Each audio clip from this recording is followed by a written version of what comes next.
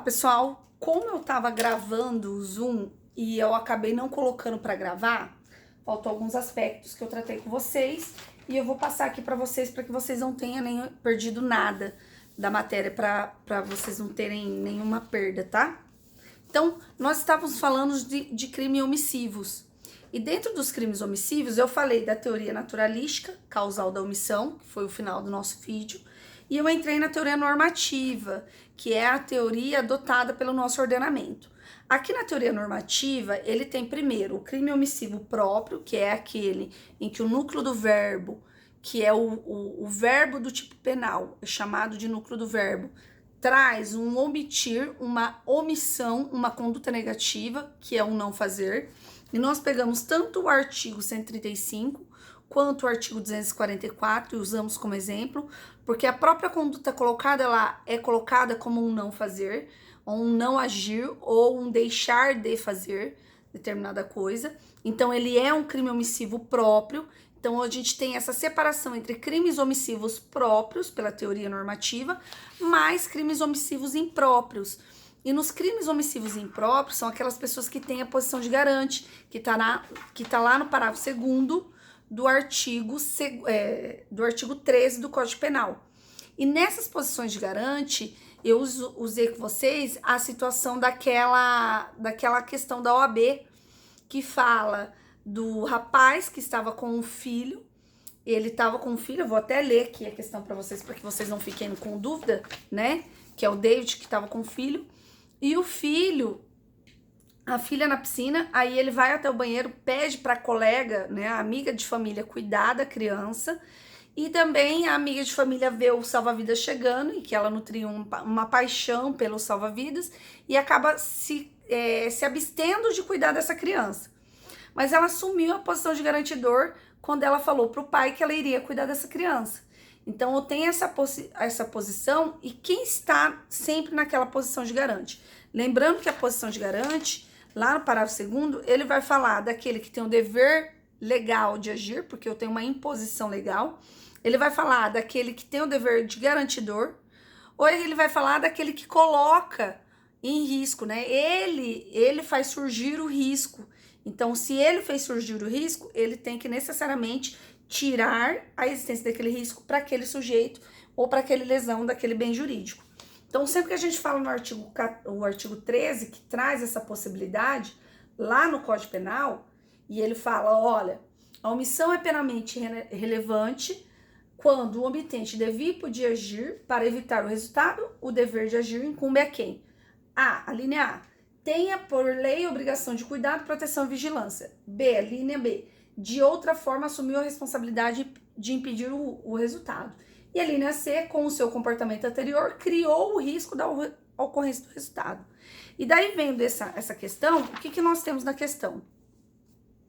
David, em um dia de sol, levou sua filha Vivi, de 3 anos, para a piscina do clube. Enquanto a filha brincava na piscina infantil, David precisou ir ao banheiro, solicitando então que sua amiga Carla, que estava no local, ficasse atenta para que nada de mal ocorresse com Vivi. Carla se comprometeu a cuidar da filha de David. Então, houve um comprometimento de Carla, tá? Naquele momento, Vitor assumiu o posto de salva-vidas na piscina.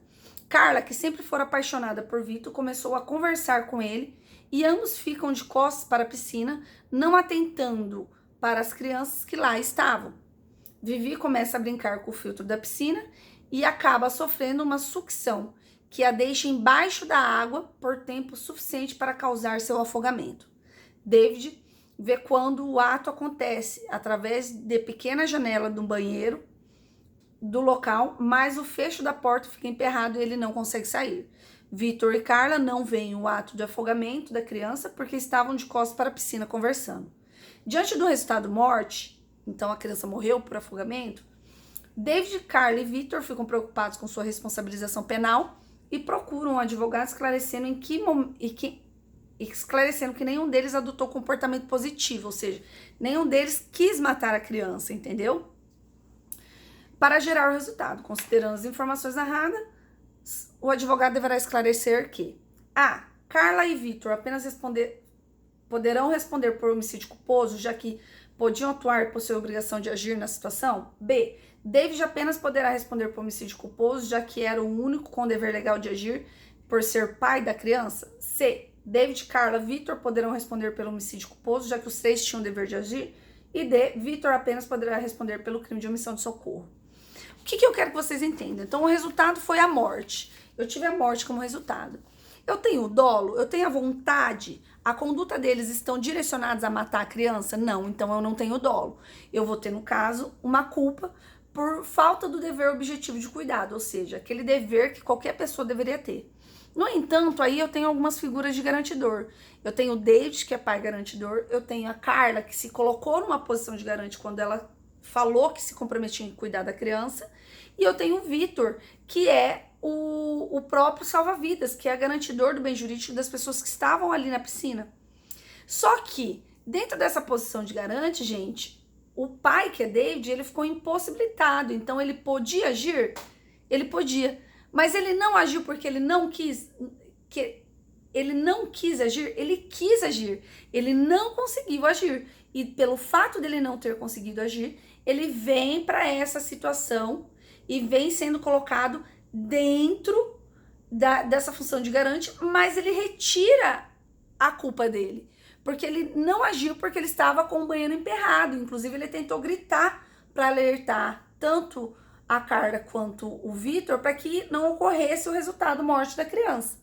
Então, dentro dessa posição, a única questão que poderia ser considerada correta, e foi a questão do gabarito, é a letra A, onde Vitor e a Carla, o Vitor com posição de garante, e a Carla que se colocou nessa posição de garantidor, porque ela se colocou como uma figura de guardiã dessa criança, tomou essa figura, acabaram possibilitando o resultado, mesmo que por culpa, por não terem observado o cuidado. Então, por isso que eles vão acabar respondendo pelo crime culposo e não pelo crime doloso, ok? Então, essa seria a questão certa. Eu acho que fica mais fácil de vocês visualizarem o crime omissivo, né, impróprio, dentro do comissivo por omissão, que eles chamam também, a partir do momento que a gente coloca alguns exemplos, tá? Então, o cuidador de uma escola, né, o diretor da escola, ele é guardião dessas crianças que estão lá. Então, se alguma coisa correr e for detectado que houve no mínimo uma culpa dele, ele pode vir a responder porque ele não agiu com o dever objetivo que ele deve, né, ele tem de guardião, porque ele tem uma posição de garantidor do bem jurídico, tá bom?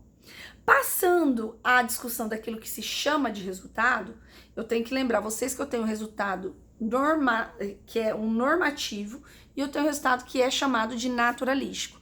O resultado normativo, ele é aquele que vai decorrer de uma lesão ou um futuro perigo de lesão a esse bem jurídico, tá? Então, sempre que se fala de resultado normativo, lesão ou perigo de lesão a esse bem jurídico. É assim que ele se classifica. Já o resultado naturalístico, eu tenho uma alteração do mundo exterior. Então, ocorre uma alteração do mundo exterior. A minha conduta foi causa de uma alteração do mundo exterior. Como, por exemplo, num crime de homicídio. A morte do sujeito traz uma alteração no mundo exterior. Por isso que é chamada, esse resultado morte é chamado de resultado naturalístico. Lembrando-se que, levando-se em consideração tanto um quanto o outro, não é o fato de eu ter um resultado naturalístico que não vai ter um resultado normativo, porque ele vai ter os dois, ele pode ter um resultado normalístico e um resultado normativo. A diferença disso, e a gente faz essa diferença justamente para a classificação doutrinária dos crimes, porque dentro do resultado normativo, eu tenho o crime de dano e eu tenho o crime de lesão, né, que é crime de dano ou lesão, e eu também tenho os crimes de perigo. Quando eu falo do crime de dano, é quando eu tenho uma efetiva lesão no bem jurídico. Então, aquele crime só vai se consumar quando ocorrer necessariamente a efetiva lesão a esse bem jurídico. Já os crimes de perigo, o fato de eu expor a perigo a uma possibilidade de lesão, eles já existem. Eles já estão consumados. Então, a esse fato, eles já estão consumados. Eu necessariamente posso inicialmente expor a um perigo. Essa pessoa não pode, ela não precisa ter recebido a lesão efetiva, mas a exposição a esse perigo já se caracteriza. E isso é um crime de perigo. E o crime de dano, eu preciso necessariamente da lesão. Uma Exemplo, crime de dano. O próprio crime de dano ou lesão corporal. Eu preciso bater na pessoa, eu preciso lesionar a pessoa. Aí vai ter, ok?